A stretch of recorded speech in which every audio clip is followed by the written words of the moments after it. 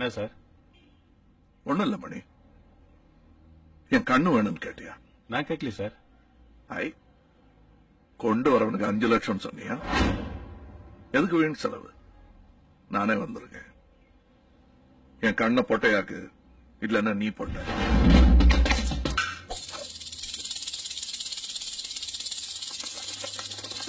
இந்த ராகவன் தொல்லை தாங்க முடியல, ரொம்ப தொந்தரவு பண்றான்.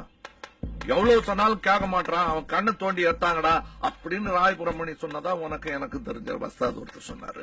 இப்ப என்ன நீ ராயபுரமணியே இல்லைன்னு போறியா? ராகவன் வேணா.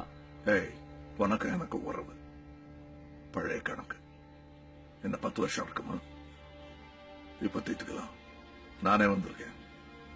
என்ன 2 கண்ணோட உயிரோட வெளியே போக விட்டேன்னு வச்சுக்க, உன் ஆளுங்களுக்கு எதிர்க்க சொல்றேன். நாளையில இருந்து நீ வெறும் மணிதான்.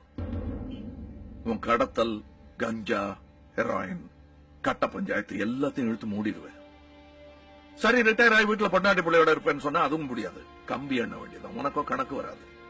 என்ன தேட போற? யூனிஃபார்ம் போட்ட திமிர்ல பேசுறான்னு சொன்னியாமே, இப்ப நான் யூனிஃபார்ம்ல வரல, டிசிபியா வரல, யார்கிட்டையும் சொல்லிட்டும் வரல, தனி ஆம்பளையா வந்திருக்கேன். நீ எப்படி தம்பி கேட்ட முடுற கேட்ட முடுற?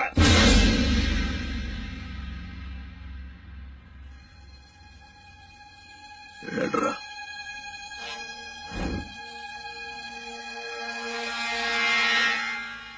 குட். அப்ப நாளையில இருந்து எல்லாத்தையும் விட்டுரு மணி. காலையில கமிஷனர் ஆபீஸ்க்கு வா. ரொம்ப சீக்கிரம் வந்துடாத, 10 மணிக்கு வா. நானே உன் வாக்கு மூலத்தை எடுத்துக்கிறேன். நீங்களா வேற வேலை பார்த்துக்குங்க.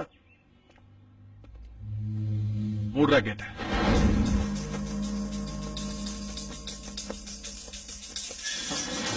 நான் ரொம்ப ஆழமா இறங்கிட்டேன் ராகவன்.